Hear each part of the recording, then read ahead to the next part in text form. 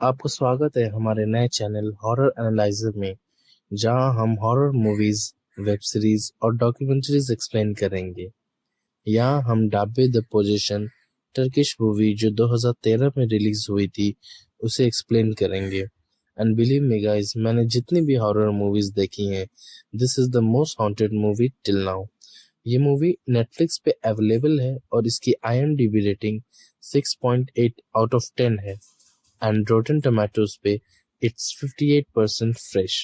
So with that, let's get into it. तो movie की शुरुआत होती है इब्रू नाम की लड़की से, जो यूनिवर्सिटी स्टूडेंट है, जो एक घर पे आई है जहाँ पैरानॉर्मल एक्टिविटीज़ हो रही है और कुछ लोग एक औरत के अंदर से जिन एक्सट्रैक्ट कर रहे हैं। और वहाँ एक मुस्लिम एग्जॉर्सिस्ट है जिसका नाम फारूक होजा है। फिर हम देखते हैं इब्रू जो अपने कैमरे से सब रिकॉर्ड कर रही है और वो हमें बताती है कि ये 1300 साल पुराना जिन है जिस पे फारूक होजा एक्सॉर्सिज्म कर रहे हैं। अब हमें दूसरे सीन में दिखाया जाता है कि एक अंधेरे रूम में फारूक होजा, इब्रू और वो पोजेस्ड औरत है, जहां फारूक होजा उस औरत के ऊपर चादर डाल के कुछ वर्सेस पढ़ते हुए उस औरत के मुंह से एक बाल का गुच्छा निकालते हैं, जो कि बहुत डरावना था। इब्रू को अभी भी लगता है फारूक होजा एक फ्रॉड है।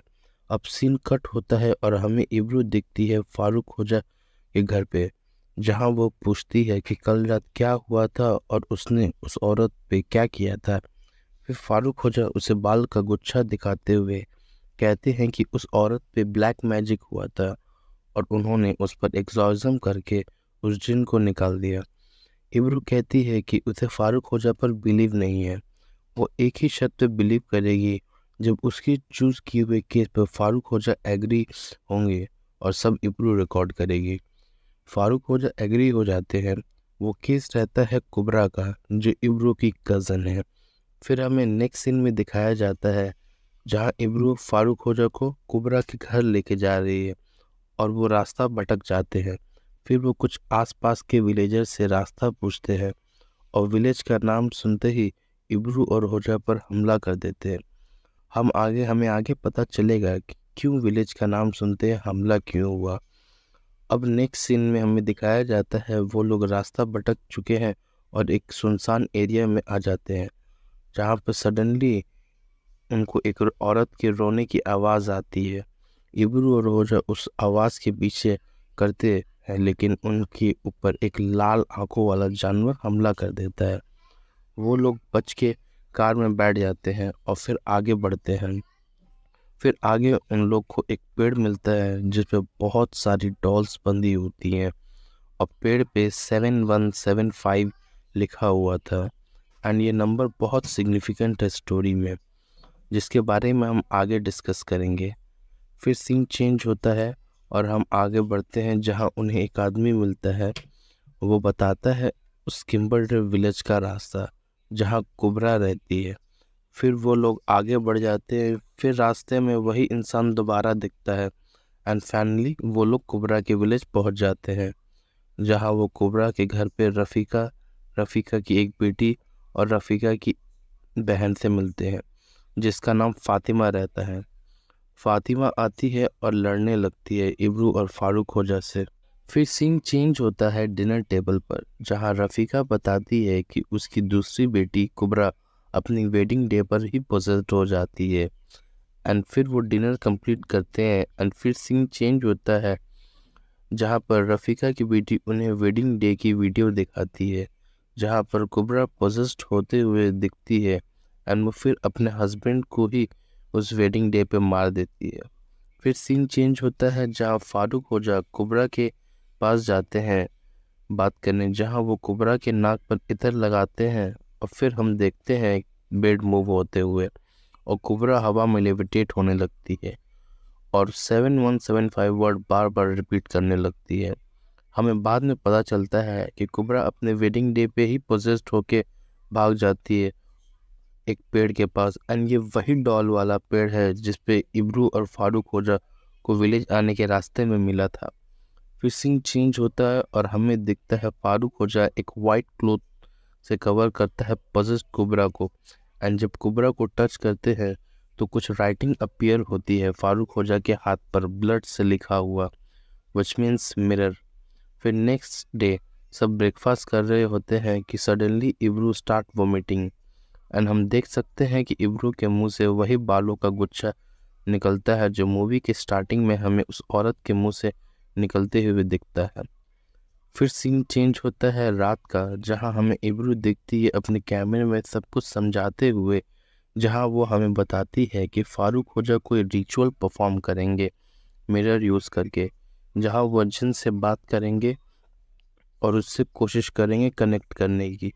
फिर सीन चेंज होता है और हमें दिखता है फारूक होजा एक रूम में जहां बहुत सारे मिरर लगे हुए थे, एंड इन सब के बीच में फारूक होजा ब्लैक कलर का स्कार्फ ओढ़ के बैठे हुए थे, एंड सडनली स्कार्फ उड़ जाता है एंड सारा मिरर टूट जाता है एंड एक सिंबल फॉर्म होता है। लेटर हमें फारूक होजा बताते हैं कि ये सिंबल टॉयलेट स्पेल से रिलेटेड है। दैट मीन्स उन पे और उनके घर पे किसी ने ब्लैक मैजिक परफॉर्म किया है एंड ये ब्लैक मैजिक का सामान टॉयलेट में है।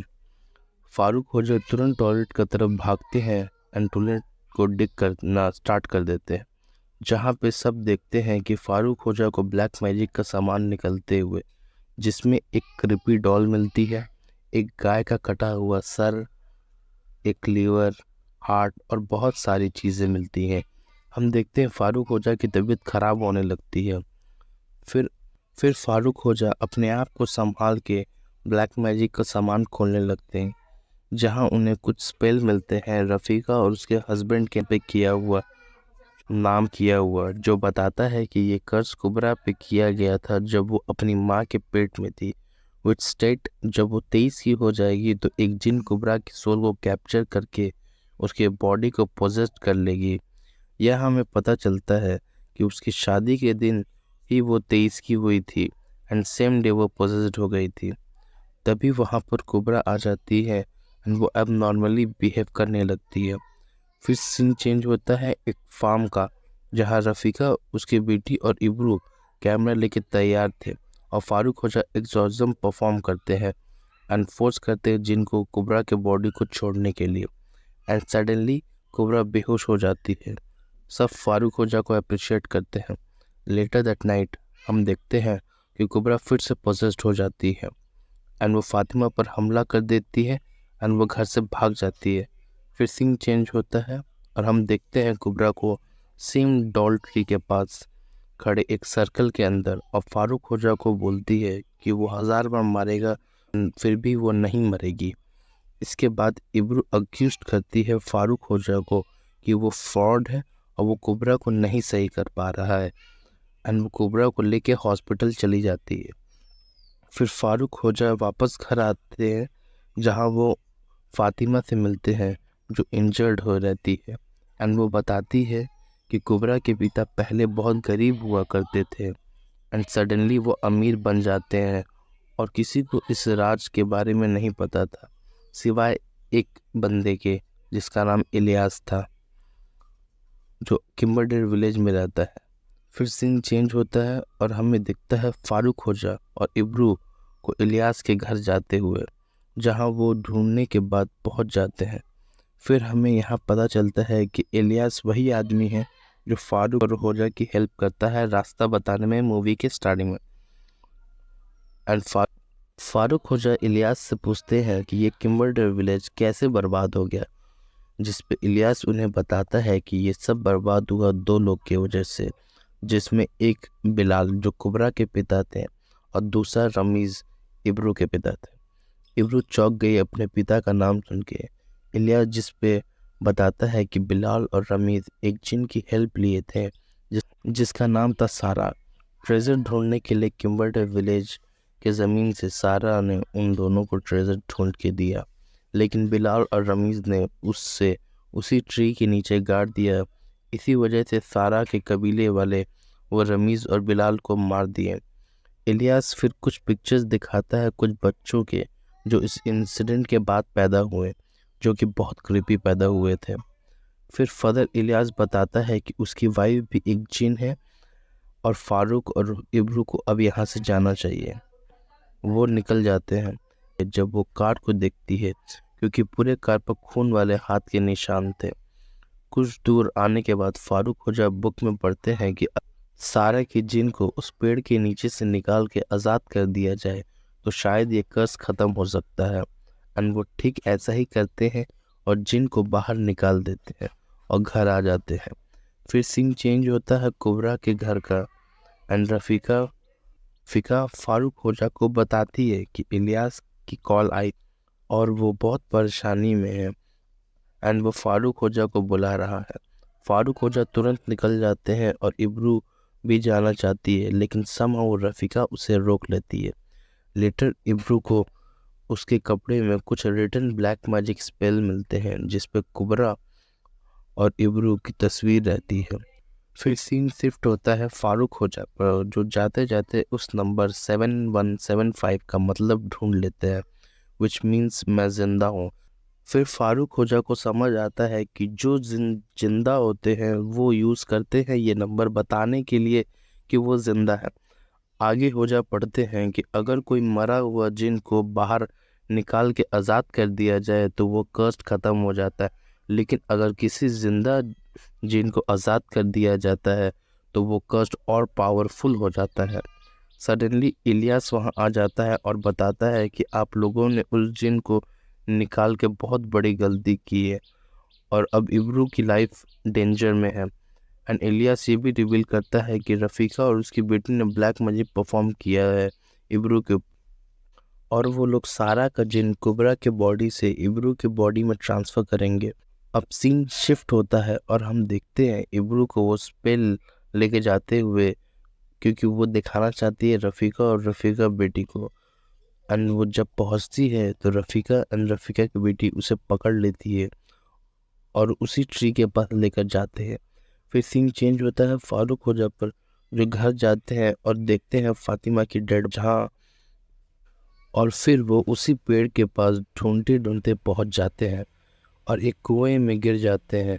And it was a trap जो रफ़ीका ने सेट किया था, और रफ़ीका और उसकी बेटी बड़े बड़े पत्थर फारूक खोजा पे फेंक के वो कुआं बंद कर देते हैं और इब्रू को एक कवर में लेटा देती है, वही ब्लैक मैजिक स्पेल के साथ, और बताती है कि जैसे रमीज इब्रू के पिता ने कुबरा पे ब्लैक मैजिक परफॉर्म किया था और सारा पैसा अपने रख लिया था, अब इब्रू पे वही सेम ब्लैक मैजिक वो लोग करेंगे और अब इब्रू सफ़र करेगी और मूवी यहीं ख़त्म हो जाती है।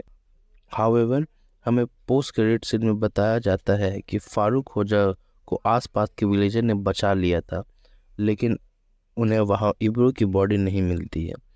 तो यहाँ ताबे द पोजीशन मूवी ख़त्म होती है। अब हम आपसे जानना चाहेंगे आपको कैसा लगा ये explanation, and do like us and subscribe and hit the bell icon and don't forget to comment down your thoughts.